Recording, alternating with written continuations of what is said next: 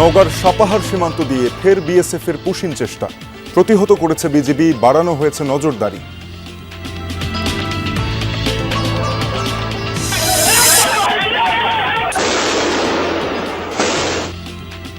চাঁদার দাবিতে অস্ত্রবাজির ঘটনা বাড়ছে চট্টগ্রামে। অপরাধীরা বেশিরভাগই ধরা ছোঁয়ার বাইরে। আইন শৃঙ্খলা বাহিনীর ভূমিকা নিয়ে প্রশ্ন। নিরাপত্তার জন্য প্রশাসন যে হার্ড লাইনে যাওয়া দরকার সেটা আমরা দেখছি না। আমরা মনে করি এটা রাষ্ট্রের একটা বড় ধরনের দুর্বলতা। সিরাজগঞ্জের বাহুকায় যমুনার তীর রক্ষা বাঁধে ভাঙন, হুমকির মুখে বাড়িঘর, ফসলি জমি। রংপুরের মহিপুরে ক্ষতিগ্রস্ত বাঁধ পরিদর্শনে এলজিইডি কর্মকর্তারা।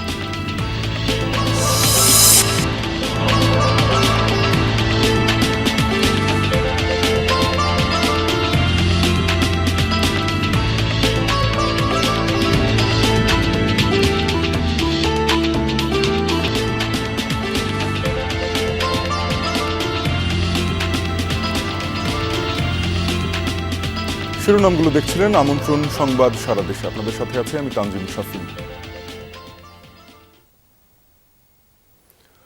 নওগাঁর সাপাহার সীমান্ত দিয়ে নারী শিশু সহ 9 জনকে পুশিংয়ের চেষ্টা করেছে ভারতের সীমান্তরক্ষী বাহিনী বিএসএফ।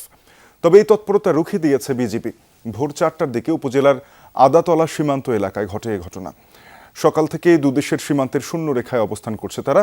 এক সংবাদ বিজ্ঞপ্তিতে বিজিবি জানায়, ভারতের 29 বিএসএফ ব্যাটালিয়নের এলেনপুর ক্যাম্পের সদস্যরা 3 জন পুরুষ, 3 জন নারী ও 3 শিশুকে বাংলাদেশের দিকে ঠেলে পাঠানোর চেষ্টা করে। ঘটনার পর সীমান্ত এলাকায় টহল জোরদার করা হয়েছে। পুশিংয়ের ব্যাপারে আরও জানতে সাপাহার সীমান্তে যুক্ত হব। সহকর্মী শফিক ছোটন রয়েছেন সেখানে। শফিক, জানাবেন সীমান্ত এলাকার এখনকার চিত্র কেমন? পুশিং চেষ্টা নিয়ে বিজিবি কি বলছে?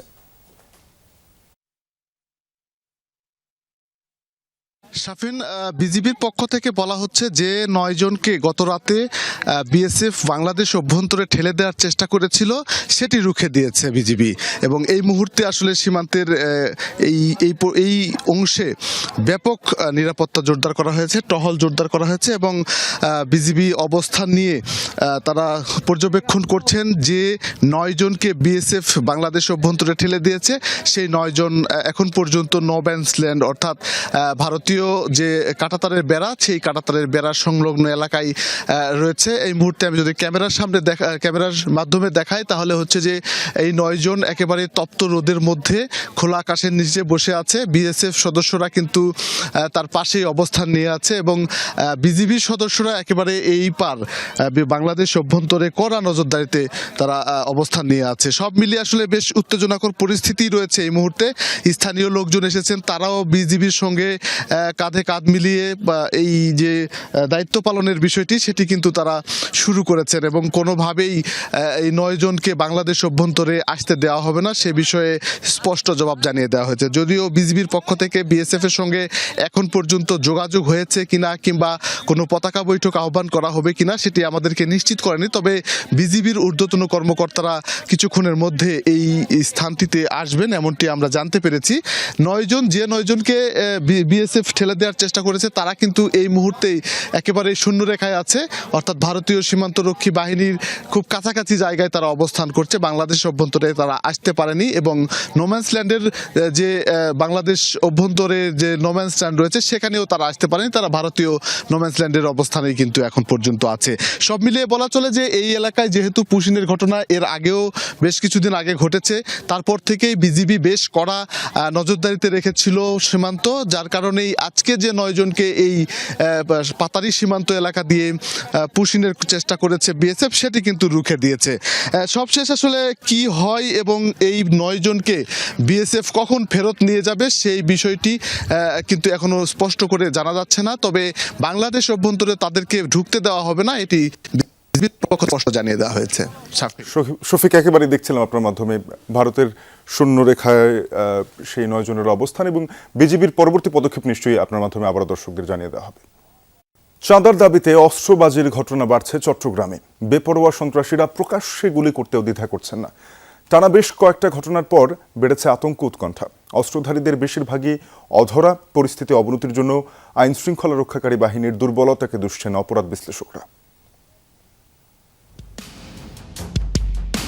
চাঁদার দাবিতে গত ২০ জুন চট্টগ্রামে কালুরঘাট ভারী শিল্প এলাকায় ইউনেস্কো নামে এক পোশাক কারখানার সামনে অস্ত্র হাতে দেখা যায় বেশ কয়েকজনকে। প্রকাশ্যে গুলিও করে তারা।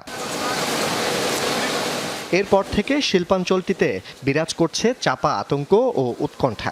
প্রতিষ্ঠানটির কেউ এ নিয়ে মন্তব্য করতে নারাজ, ভয়ে মুখ খুলছেন না অন্যরাও।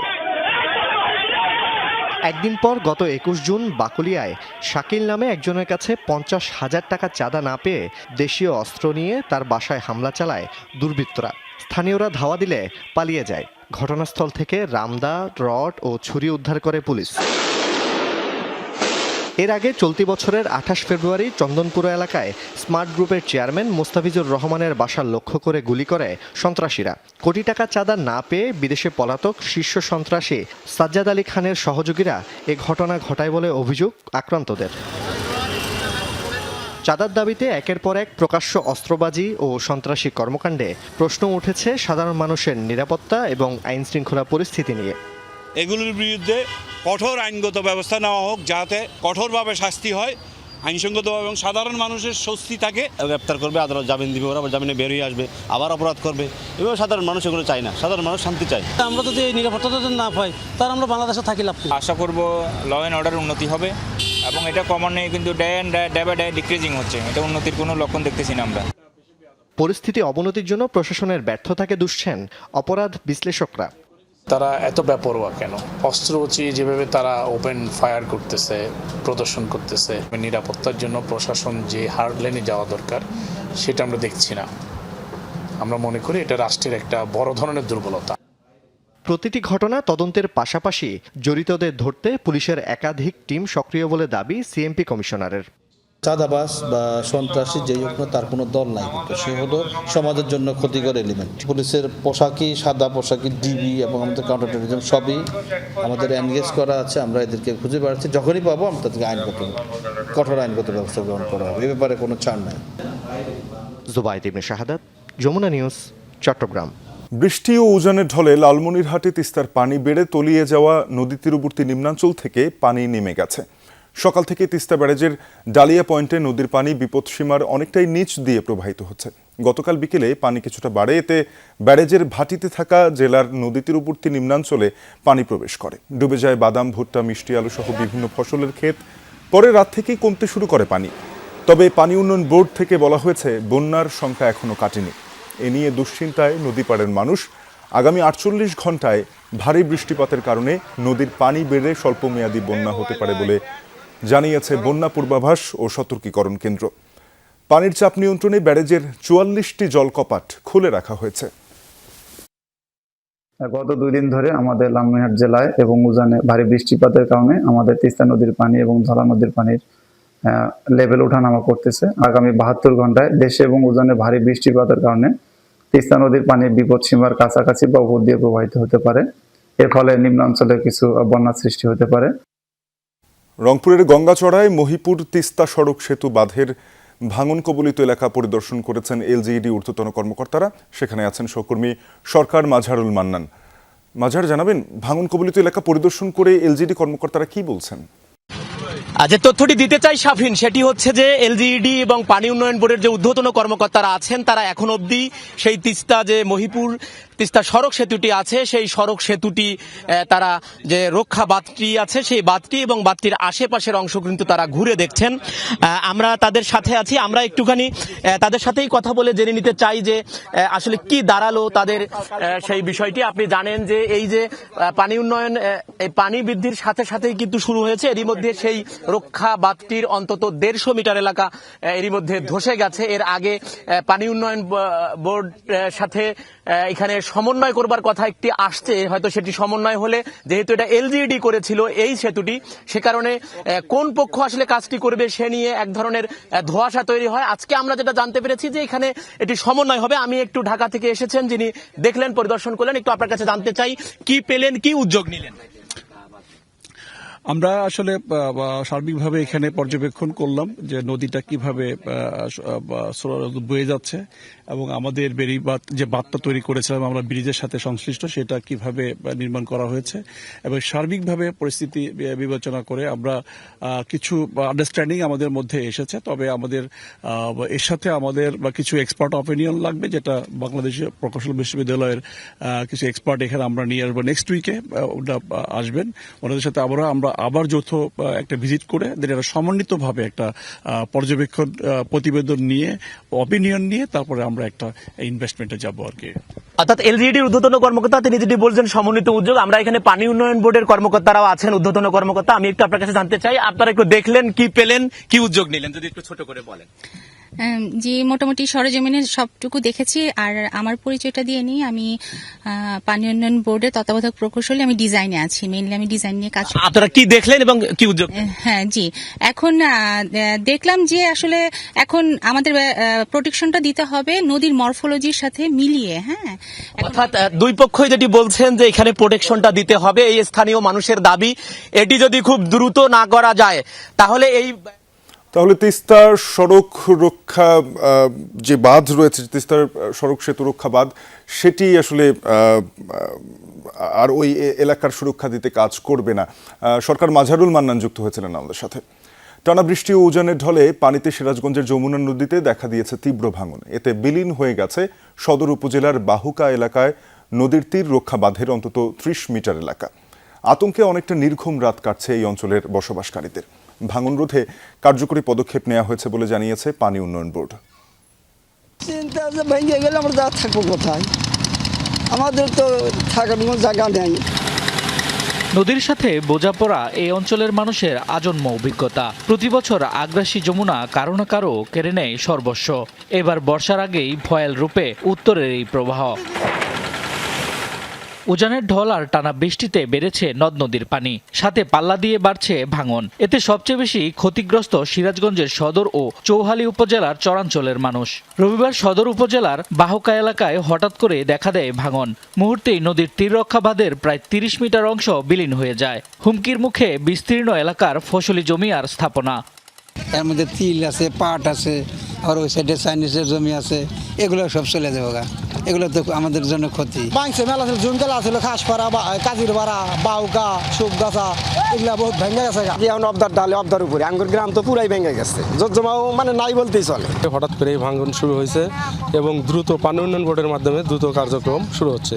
তো যেভাবে ওনারা কাজ করতেছে তাতে বোঝা যাচ্ছে যে ইনশাল্লাহ এটা সমস্যার সমাধান হয়ে যাবে। ভাঙন ঠেকাতে জরুরি ভিত্তিতে জিও টিউব ও ব্যাগ ফেলা শুরু করেছে পানি উন্নয়ন বোর্ড। আমরা ঊর্ধ্বতন কর্তৃপক্ষ বরাবর আলাপ করছি এবং আমরা বিশেষ করে ওই জায়গাগুলোতে যাতে প্রজেক্টের আওতায় আসে সেই জন্য আমরা চেষ্টা চালাতেছি। যেমন আপনার ওই ফেমি একটা প্রজেক্ট চলমান আছে, প্রজেক্টের নেক্সট স্টেজ মানে থার্ড স্টেজে এটা অন্তর্ভুক্ত করা যায় কি অঞ্চলগুলো। পানি বৃদ্ধি অব্যাহত থাকায় নতুন করে ভাঙনের সংখ্যা কাটছে না নদীপাড়ের মানুষের। স্থায়ী সমাধান ও কার্যকর পদক্ষেপের দাবি তাদের। শামস তাবরিজ উচ্ছ্বাস, যমুনা নিউজ। বর্জ্য প্রক্রিয়াজাতের মাধ্যমে জৈব সার এবং জ্বালানি তেল উৎপাদনের লক্ষ্যে নেত্রকোনায় নির্মাণ করা হয় স্যানিটারি ল্যান্ডফিল। তবে অভিযোগ, সঠিক পরিকল্পনার অভাবে ভোগান্তির কারণ হয়ে দাঁড়িয়েছে প্রায় 16 কোটি টাকার এই প্রকল্প। ছড়াচ্ছে নানা রোগ জীবাণু। এদিকে জনদুর্ভোগের কথা স্বীকার করে প্রয়োজনীয় অর্থ বরাদ্দ না পাওয়ার বিষয়কে দায়ী করেছেন পৌর প্রশাসক। বরাদ্দ পাওয়া সাপেক্ষে ব্যবস্থা গ্রহণের আশ্বাস তার। নেত্রকোনা পৌরসভার রাজুর বাজার এলাকা, বিভিন্ন ওয়ার্ডের বাসাবাড়ি থেকে প্রতিদিন বর্জ্য সংগ্রহ করে প্রক্রিয়াজাতের মাধ্যমে জৈব আর জ্বালানি তেল উৎপাদনের লক্ষ্যে নির্মাণ হয় স্যানিটারি ল্যান্ডফিল। তবে উদ্বোধনের মাত্র 1 বছরের মাথায় নানা ত্রুটির কারণে ভেস্তে যায় সেই প্রকল্প। স্থানীয়দের অভিযোগ, নির্মাণের আগে শোধনাগার থেকে কোনো দুর্গন্ধ ছড়াবে না বলে এলাকাবাসীকে আশ্বস্ত করে পৌর কর্তৃপক্ষ। তবে বর্তমানে আবর্জনার গন্ধে আশপাশের বাসিন্দাদের বসবাসী দায়ী হয়ে পড়েছে। মাছি টাছি মনে করেন ভাত খাইতারি না, তরহারির মাঝে হইয়া যা মাছি মাছ মনে যায় না, এই ময়লা ঢুকাইতেছে। বাচ্চারা বদল বাচ্চা 2 দিন পরে হাসপাতালে যেতে হয়, ডাক্তার দেখাইতে হয়, খুব অবস্থা খারাপ। 2022-23 অর্থবছরে প্রায় 16 কোটি টাকা ব্যয়ে স্যানিটারি ল্যান্ডফিলটির নির্মাণ কাজ শুরু হয়। টার্গেট ছিল প্রতিদিন প্রায় 30 টন বর্জ্য রিসাইক্লিংয়ের। তবে এখন আবর্জনা পোড়ানোর পর বিষাক্ত ধোঁয়ায় দূষিত হচ্ছে পরিবেশ, ছড়াচ্ছে নানা রোগ জীবাণু। মাঝে মাঝে যখন ধোঁয়া ছাড়ে তখন শ্বাসকষ্ট উঠতে পারে। এটা তো কোনো কথা হইলো না ভাই। এইভাবে মানুষ মানে অত্যাচার করে, এটা একটা অত্যাচার আমাদের উপরে। আমাদের মতের বিরুদ্ধে গিয়ে করছে তারা। আমরা এখন এটা খুব সাফার করতেছি, আমরা চর্মরোগে ভুগতেছি, শ্বাসকষ্টে ভুগতেছি। রাস্তাটা দিয়ে শত শত গাড়ি প্রতিদিন আসে, রাস্তাটা পর্যন্ত করলো না। ভোগান্তির কথা স্বীকার করে জনদুর্ভোগের জন্য প্রয়োজনীয় অর্থ বরাদ্দ না পাওয়ার বিষয়কে দায়ী করেন পৌর প্রশাসক। বরাদ্দ পেলে সংকট নিরসন হবে বলেও আশা তার। দুর্গন্ধ ছড়াচ্ছে, যদিও আমরা এখানে রাখার পরে বিভিন্ন ওয়েতে এটাকে আমরা ডিকম্পোজ করতেছি, ডিগ্রেডেশন করতেছি, কিন্তু আসলে এই প্রজেক্টটা যদি সাপোর্টিং প্রজেক্টগুলো আসে, আশা করি এটা সারা বাংলাদেশের মতো নেত্রকোনায় একই অবস্থা। তা আশা করি পরবর্তী যে প্রজেক্ট, সাপোর্টিং প্রজেক্টটা আসলে আমরা আরও সুন্দরভাবে এই নেত্রকোনার জনগণকে সেবা দিতে পারবো। ভোগান্তি কাটাতে দ্রুত সময়ের মধ্যে পদক্ষেপ নেবে সংশ্লিষ্ট কর্তৃপক্ষ, আশা এলাকাবাসীর।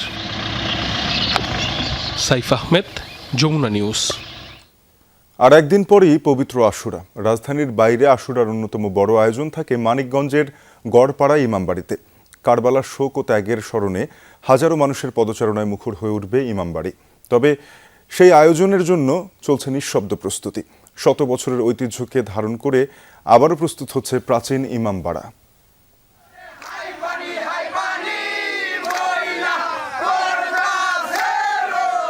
শত বছরের ঐতিহ্য আর কারবালার শোক স্মৃতি ধরে রেখেছে মানিকগঞ্জের গড়পাড়া ইমামবাড়ি। মহররম এলেই এখানে শুরু হয় ফাতেহা পাঠ, মার্সিয়া জারি, মাতম ও তাজিয়া মিছিলের আয়োজন। ২৬ জুন পবিত্র আশুরাকে সামনে রেখে এখন ব্যস্ত সময় পার করছেন ইমামবাড়ার খাদেম ও স্বেচ্ছাসেবকরা। চলছে হজরত ইমাম হোসেনের শেষ মঞ্জিলের নকশা, তাজিয়া ও নিশান তৈরির কাজ। শেষ মুহূর্তের প্রস্তুতিতে ব্যস্ত সবাই। তাজিয়া তৈরি করি, যেটা সরাসরি বলা হয় তাজিয়া। আসলে এটা কারবালার শেষ মঞ্জিলের নকশা। এখানে এই নিশান বলেন, কোরআনের বাণী বলেন, হাদিসের বাণী বলেন, এগুলো আমি আমার সহকর্মীদের নিয়ে পুরা ইমামবাড়িতে আমি এটা লাগাই। মহররমের প্রথম দিন থেকেই গড়পাড়া ইমামবাড়ার কাশের দল ছড়িয়ে পড়েন দেশের নানা প্রান্তে। কারবালার শোকগাথা মানুষের কাছে পৌঁছে দিয়ে তারা ফিরে আসেন আশুরার দিন। এটা ঐতিহ্য এমন একটা গড়পাড়ার ইমামবাড়ি যেটা নাকি যুগ যুগ ধরে চলে আসছে একইভাবে। দিন দিন মানুষ বাড়ছে এই মহরমের জন্য। ইমাম হোসেন সালামকে যে জুলুম অত্যাচার করেছে তার শোকগাথা, তার ইতিহাস আমরা মানুষের দুয়ারে দুয়ারে প্রচার করার জন্য মূলত আমরা প্রচার করে থাকি। মায়ের ইচ্ছাকে প্রাধান্য দিয়ে ১৯২১ সালে গড়পাড়ায় এই ইমামবাড়ার প্রতিষ্ঠা করেন শাহ খলিলুর রহমান। এরপর বংশ পরম্পরায় চলছে এই আয়োজন। ধর্মীয় ভাবগাম্ভীর্যের পাশাপাশি এটি এখন স্থানীয় ঐতিহ্য, সম্প্রীতি ও সংস্কৃতিরও এক অনন্য প্রতীক। আমরা চেষ্টা করি এটা পিওরলি ধর্মীয় উদ্দেশ্য করার জন্য, এটা পলিটিক্যাল কোনো কারণ নেই। আমরা নবীর আহলে বাইতে প্রেমের নিদর্শন স্বরূপ এই কাজটা করে থাকি। রাসূল আলাইহিস সালামের পরিবার অন্যায়, অবিচার এবং পৈশাচিকতার শিকার হয়েছেন। আমরা তখন তো আমরা ছিলাম না, আমরা প্রতিবাদ জানাতে পারিনি, কিন্তু আমরা তো সহমর্মিতা, সমবেদনা, আন্তরিক ভালোবাসা জানাতে পারি। এজন্যই আমরা মিছিল করি। আশুরার দিন বিকেলে তাজিয়া মিছিলের মধ্য দিয়েই পূর্ণতা পায় এখানকার মহররমের আয়োজন। হাজারো মানুষের অংশগ্রহণে শোক মিছিল গড়পাড়া থেকে মানিকগঞ্জ শহরে গিয়ে শেষ হয়। স্থানীয়দের দাবি এটি দেশের অন্যতম বৃহৎ তাজিয়া মিছিল। BM Khorshed, Jamuna news, Manikganj. এই ছিল সংবাদ সারা দেশের আয়োজনে। এতক্ষণ সাথে থাকার জন্য সবাইকে ধন্যবাদ।